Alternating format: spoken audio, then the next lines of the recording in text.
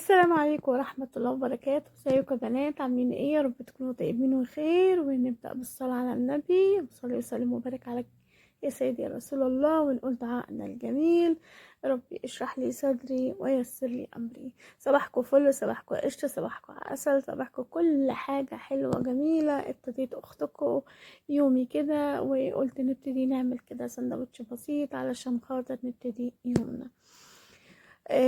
والله يا بنات وحشتوني جدا جدا جدا يا بنانيت والله. وانا بجد ببقى مفتقداكوا جدا لما ما بعملش فيديو وانزله، بحس ان في حاجة ناقصاني.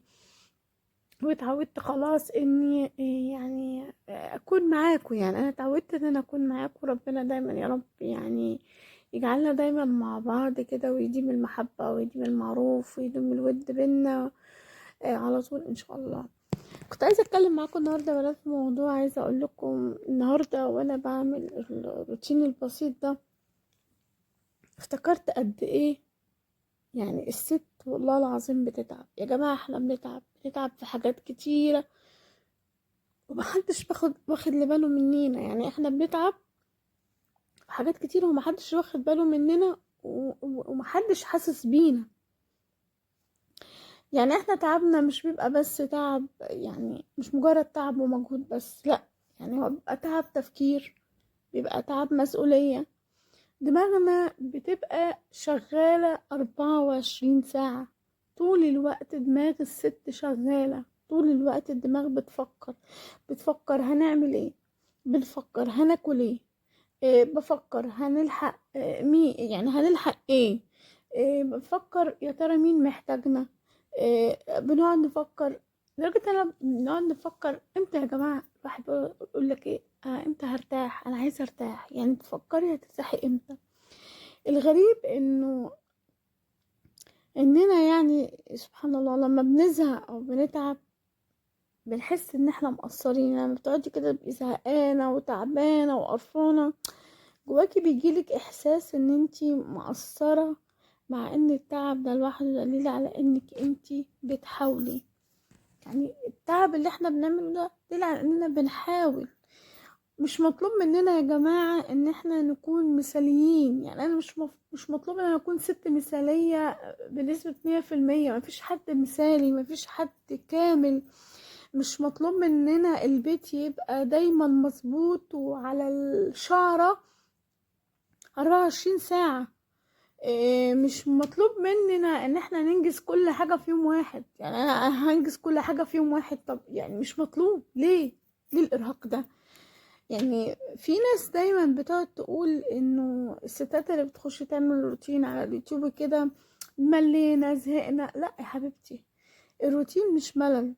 ده يعني عايزه اقولك انه في ناس كتيره فعلا بتقول انه ملل، بس عايزه اقولك ان الروتين ده يا جماعه والله لحظات هدوء. لحظات الهدوء دي بنحاول نلملم فيها نفسنا على قد ما نقدر. يعني بجد لحظة الروتين اللي بيتعمل ده، يعني الستات اللي بتخش على اليوتيوب او على اي منصات وتعمل روتينات، الروتين ده بالنسبة لها بتبقى لحظات هدوء بتحاول تلملم فيها نفسها على قد ما تقدر. لو انتي ست زي حاسة انك تعبانة شوية او تايهة، او حتى يعني ساكتة بس من جواكي متلخبطة، عايزه اقولك ان انت مش لوحدك. يعني الحاله اللي انا بحكيها دلوقتي كلنا كستات بنمر بيها. يعني لو انت حاسه نفسك ان انت تايهه، حاسه نفسك ان انت بتبقي ساكته لحظات كتير، حاسه نفسك بتلخبطي من جوه، في حاجات ملخبطه من جوه، لا مش لوحدك. انت مش لوحدك بجد. يعني كلنا كستات عندنا نفس الحاله دي. كفايه يعني انك انت بتعملي اللي تقدري عليه. يا ستي اعملي اللي تقدري عليه والباقي على مهله. يعني انا مش لازم اعمل كل حاجة في وقت واحد، مش لازم اخلص كل حاجة دلوقتي، لا. اعملي كل حاجة على مهلك براحتك. خدي نفس، كملي يومك واحدة واحدة. يا جماعة احنا كستات والله العظيم يعني بنشيل بنشيل قوي. يعني احنا بيبقى يعني اكتر بنشيل اكتر ما بيبان. يعني انتي بتبقي مثلا ممكن تكوني شايلة هم، تكون شايلة مسؤولية عندك، لكن مش بنحاول نبين ده. يعني انتي مش بتحاولي تبيني ده حتى لو قدام ولادك. عندك مسؤولية، عندك هم مثلا كبير، مشاكل في البيت، مصاريف، الدنيا ضيقة شوية، الحاجة بقت غالية، الأسعار بقت نار، المرتب اللي جاي على قد اللي رايح، بتقعدي ترتبي تشوفي هتعملي ايه، هتودي ايه، مصروف البيت هيمشي ازاي، الدروس، المدارس، الباصات، الاكل، الشرب، كل حاجه كل حاجه كل حاجه. انت بتبقي قاعده شايله الهم، لكن قدام ولادك مش بتبينيه. عادي بتتعاملي مع ولادك معاملة عادية جدا، بتضحكي وبتهزري مع الأطفال. أصل بتقعدي تفكري تقولي في الأول في الآخر ده طفل، أنا شايله الهم ليه؟ في الأول في الآخر بتقولي ده عيل، أنا هشيله الهم ليه؟ هو مش ذنبه إن هو جه الدنيا، كان الحياة بقت صعبة قدامه، أو مش ذنبه إنه جه اتحط في يعني في مكان الحياة الصعبة حواليه، أو الظروف ضغط علينا. هو مش ذنبه، هو جه وعايز يعيش حياته كطفل، أو عايز يعيش حياته كولد أو كبنت، عايزين يعيشوا حياتهم بمراحلها المختلفة. فأنا هشيله هم ليه؟ بنقعد نشيل الهم، بنشيل مسؤوليتهم، والله. وفي بعض الأحيان بنشيل نفسنا عشان الدنيا تمشي. لكن كل ده مش بنحاول نبينه، لا بنحاول نبينه قدام ولد ولا قدام بنت، ولا بنحاول نبين المسؤولية دي قدام أي حد، ولا حتى يعني ولا صاحب ولا صديق. ولا بتحاولي انك انتي تبيني انك انتي مية مية مية مية، مفيش أي حاجة. نضحك، نهزر، يعني نفرفش، واحنا بنبقى من جوه تعبانين تعبانين تعبانين، ويعني ومش قادرين نمشي. لكن احنا بنقول ايه؟ يلا اضحك وكبر دماغك، عديها، ما تدقيش، طنشي، اضحكي للدنيا عشان تضحك لك، سيبيها على رب العباد، ورب العباد هو اللي هيمشيها. اعملي اللي عليكي والباقي على ربنا. اعملي اللي عليكي واستعيني بالله، ربنا مش هيسيبك وهيقف جنبك. بنحاول على قد ما نقدر ان احنا نتعايش مع الظروف، وده المفروض. يعني ده المفروض علينا، ان احنا نتعايش مع ظروفنا ونعديها ونعدي بيها. ليه؟ يعني لازم نعدي ونقول يا رب. مع ان احنا في اوقات كتيرة وفي ايام كتيرة واحنا بنعدي كل ده ومعديين بكل الضغوط دي، بنبقى محتاجين حد يطبطب علينا، محتاجين كلمة حلوة، محتاجين كلمة طبطبة تتقال لينا، محتاجين حد يجي كده ياخدك في حضنه ويطبطب عليكي، محتاجة ان حد يقولك كلمة حلوة، محتاجة ان يقولك مثلا شكرا، محتاجة ابنك مثلا او بنتك يقولك كلمة حلوة. يا ماما احنا يعني شكرا انك بتتعبي معانا، يا ماما احنا مش عارفين نعمل ايه علشان خاطر يعني نريحك، يا ماما نفسنا مثلا نعمل ربنا يدينا علشان نعوض كل تعبك ده اللي بتتعبيه معانا. او كلمة حلوة من زوج بعد مجهود طول اليوم، ان هو يجي يطبطب عليكي، يقولك وحشتيني، يقولك شكرا يا حبيبتي انك عملتي ده، يقولك الحياة من غيرك وحشة، يقولك البيت من غيرك هيبقى ملوش لازمة، او البيت من غيرك بيت من غير ست كأنه عبارة عن يعني هقول ايه، كأنه خرابة. البيت من غير ست كأنه مكان خربان مفهوش، يعني البيت اللي مفهوش ست في خراب، في خراب. عايزة محتاجة انك انت حد يجي يطبطب عليكي ويقولك كلمة حلوة، ويقولك حتى لو يعني مقابلة رقيقة كده، يعني حتى لو مقابلة رقيقة. عايزة اقول والله العظيم حاجة مهمة جدا يا بنات لينا، وبقولها لنفسي وبقولها لكم. والله يا جماعة يعني انتي مش لازم تعملي كل، يعني انا بشوف مثلا ستات، هو مش لازم يعني انا كل حاجة اعملها في نفس اليوم. يعني انتي مش لازم ال24 ساعة تبقي واقفة على رجليكي، مش لازم ال24 ساعة تبقي ايديكي في المطبخ وايديكي في البيت وفي الشقة. يعني مش لازم 24 ساعة بخبط وبرزع في البيت. لا، لا، يعني حرام، حرام. طاقتك، مجهودك، صحتك، حرام. يعني كل حاجة اعمليها بالراحة على مهلك. انتي معلش، انتي يعني الدنيا مش هتطير، الدنيا مش هتطير. كل حاجة بتتعمل في وقتها وبالراحة، ومن غير ضغط، ومن غير ما تعملي يعني استرس جامد على نفسك، وتبقى في لود كبير عليكي. ليه ده كله؟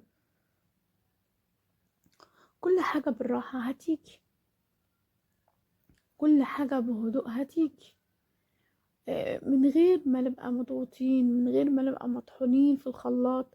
تلاقي الواحدة مثلا بتشتغل في البيت وبتجري تعمل مش عارفة ايه، وتجري تعمل ايه، وتجري تعمل ايه، وتجري تنزل تروح مش عارفة. ليه كل ده؟ ما ترتبي يومك، رتبي يومك. اعملي مثلا، مش هقولك اعملي جدول، رتبي يعني يا ستي. حطي كل يوم كده، كل يوم ما تصحي الصبح حطي كده يعني ايه، حطي في دماغك كده كام حاجة.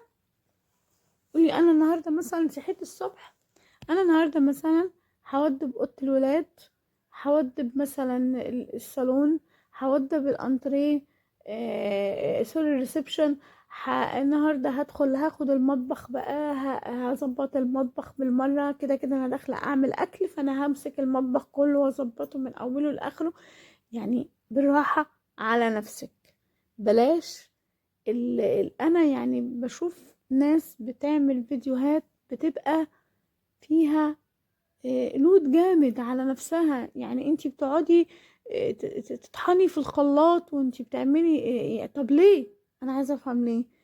ما هو انتي كمان ده لود عليكي وضغط عليكي، ضغط يا جماعه يبقى ضغط صحي. يعني انتي بتبقي ضغط على صحتك وتك تك تك تك ورا بعضه. طب ليه؟ وفي نفس الوقت انتي فاكره ان انتي لما بتعملي اللود على نفسك انك انتي مثلا يعني لما الناس بتتفرج عليكي ان هي هتقوم بقى تجري وتخبط وترزع وتقلب الشقة في دقيقة. لا، لا، لا.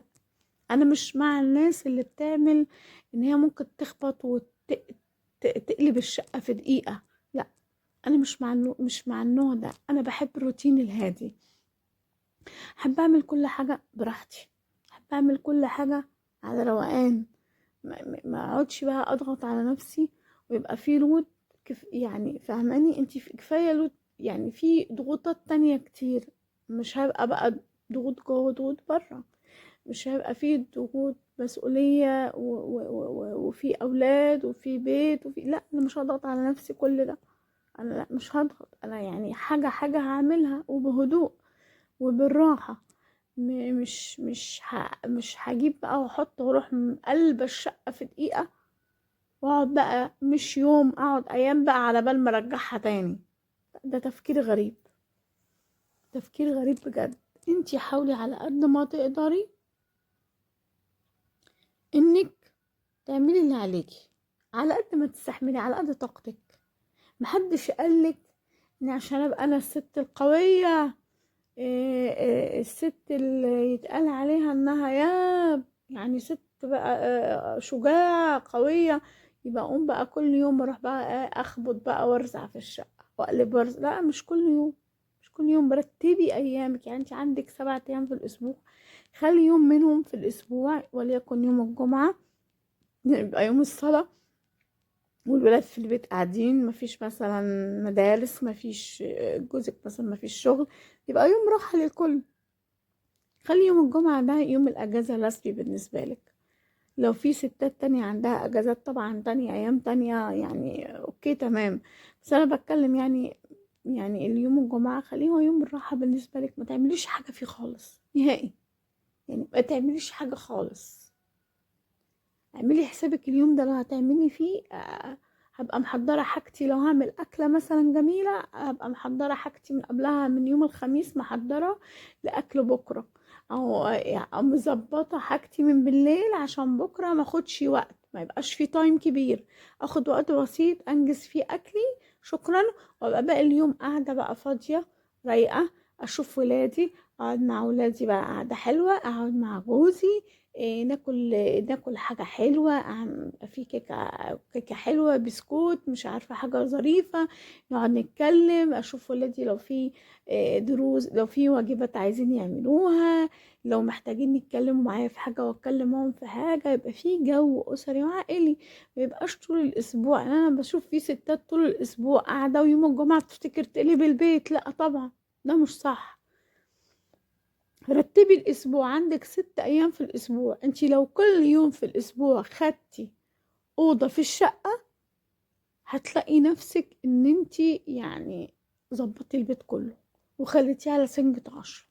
لو كل اسبوع مسكتي اوضة رتبتيها وظبطتيها. علمي الولاد برضو عشان ده موضوع مهم جدا عليكي، علمي ولادك لان ده بيساعدك في انك انتي يعني بيساعد في نظافة البيت. علمي ولادك ان هما احنا مش طالبين منهم ينضفوا لنا عشان المدارس انا عارفة، والامتحانات والضغط والدروس، ربنا يعينهم يا رب وربنا ينجح كل اولادنا.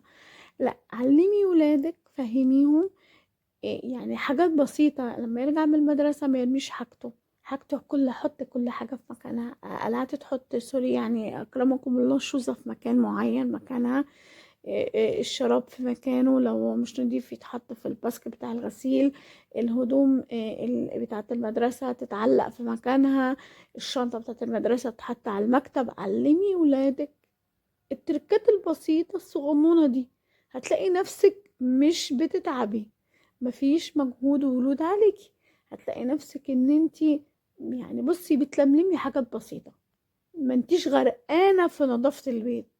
لكن لو انتي مش معلمة ولادك التركات دي وبيجي الولد من بره ترك بيرمي هنا ويرمي هنا، انتي بقى اللي بتعاني. الام هي اللي بتظبط الحاجات دي في البيت. يعني انتي اللي بتعلمي ولادك التركات الصغنونة دي والحاجات الصغنونة، عشان والله انتي اللي بترتاحي. يعني العيل لما بتعلميه من الصغر انه يبقى منظم، انه يحط حاجته في مكانها، وانه يرتب ويعلق الحاجة، وانه يحط، هتلاقي حتى العيل ده طالع عيل منظم. يعني حتى لما بيكبر بيريحك، حتى بيريحك في البيت. ولما هو بعد كده لو راجل بيتجوز بتلاقيه منظم في بيته، ولو ست بتتجوز بتلاقيها في بيتها منظمة ونظيفة ومرتبة، وما تحبش تقعد في مكان مش نظيف، ما تحبش وما تحبش. احنا اللي بنعلم ولادنا زي ما احنا اتعلمنا. فلما انتي بتعلمي ولادك التركات الصغنونة دي بتبقى قاعدة معاهم محفورة في الذاكرة إلى ان يبقوا ستات ورجالة مسؤولين عن بيوت، وأمهات بيديروا بيوت ومعاهم أولاد. احنا اللي بنزرع يا جماعة، والله العظيم احنا اللي بنزرع في ولادنا وبنحط في ولادنا. يعني انتي اللي بتزرعي في ولادك حاجات كتير، زي ما بتزرعي بقولك تعلميهم النظام وتعلميهم النظافة، زي ما بنزرع جواهم الصدق والأمانة، وإنه ما يتعلموا الصلاة، وإنه ما يتعلموا الصوم، وإنه ما يكذبش، وإنه ما يعملش، وإنه ما يشتمش. زي ما بتعلميه حاجات كتيرة، بتعلمي كمان لازم تعلميه النظافة، تعلميه النظام، علشان انتي بعد كده بترتاحي. يعني كل ما العيل بيكبر وهو مرتب ومنظم، حتى اوضته بتلاقيها منظمة ومهندمة، هو في نفسه بيبقى مهندم ومنظم في لبسه، ما بيبقاش متبهدل، يبقى نظيف كده ومنظم في لبسه ومرتب كده. فكل حاجة يا جماعة أنا عارفة الشيلة تقيلة والمسؤولية كبيرة، وعارفة ان يعني احنا مستحملين كتير ودي سنة الحياة. يعني احنا مستحملين كتير وبنستحمل حاجات كتيرة قوي بس انا عايزة اقولك على حاجة، في اوقات صدقيني انا واحدة من الناس دي، او انا واحدة من الستات دي اللي ببقى فجأة كده في وقت معين يا جماعة ببقى محتاجة اني اوقف دقيقة، يعني مش قادرة اكمل، عايزة اقف خلاص. يعني بصوا بقعد اقول لا كفاية كده، لازم اقف، انا تعبانة مش قادرة اكمل، لازم اخد نفسي شوية. بوقف دقيقة، وقفي دقيقة بس، دقيقة خدي فيها نفسك، وقفي دقيقة خدي فيها راحة، وقفي دقيقة اهدي فيها. لانه في اوقات صدقوني يعني من كتر اللود على الواحد والضغوط بيبقى الواحد محتاج، اقسم بالله يا بنات محتاج ان هو يهدى. فبقول لا، انا محتاجة اهدى، مش هعمل ولا حاجة، مش هعمل ولا حاجة. انا النهاردة مش قادرة، مودي مش هعمل حاجة، مش هقوم اقلب الشقة، مش هقوم يعني اعمل اي حاجة خلاص. انا يعني حتى لو هقوم اعمل هرتب ترتيب من فوق بسيط، هرتب ترتيب بس، مش قادرة اعمل حاجة خلاص. ما انا مش هقوم اضغط على نفسي، يعني انا مش هبقى تعبانة ومجهدة وفي ضغوط عليا وهقوم اعمل بقى، لا، على قد ما اقدر بعمل، مش هاجي على نفسي اكتر من اللازم، مش هضغط على نفسي اكتر من اللازم، لا كفاية. انا النهاردة مش قادرة اقوم اعمل كل حاجة زي ما انا بعمل كل يوم اللي ورايا، لا انا النهاردة هقوم يا جماعة مش هعمل حاجة. انا النهاردة هقوم هاخد شوية ريست، على الاقل مثلا لو هقوم الصبح بقى اشرب مثلا، اكل سندوتشي واشرب قهوتي واقعد اروق شوية، هدوء، لحظة ركود، لحظة لحظة هدوء. انا تعبانة مش قادرة، انا تعبانة مش قادرة، عايزة لحظة هدوء. حد بقى يعني محدش يضغط عليا، محدش يقولي انتي ما عملتيش ليه ده النهاردة، محدش يجي يقولي انتي ما انجزتيش ليه النهاردة ده، لا معلش، لازم اخد لحظة الهدوء دي واوقف عشان اعرف اكمل في اللي جاي، عشان اعرف يعني بصوا عشان نكمل في المكنة، يعني المكنة تشتغل تاني، فاهمين؟ كتير قوي من الناس بتقعد تقولك الروتين ومش الروتين. يا جماعة والله العظيم الروتين اللي انتوا شايفينه ده، يعني الروتين ده البسيط ده مش شغل وخلاص، لا والله ما هو شغل وخلاص. عايزة اقولكوا الروتين ده بتبقى محاولات منينا كستات، محاولة يعني محاولة هادية. انا بعتبر الروتين بالنسبة لي ده محاولة هادية، محاولة هادية ليا نولة، عشان يعني ارجع فيها توازني، ابقى ارجع كده هيبقى في توازن عندي.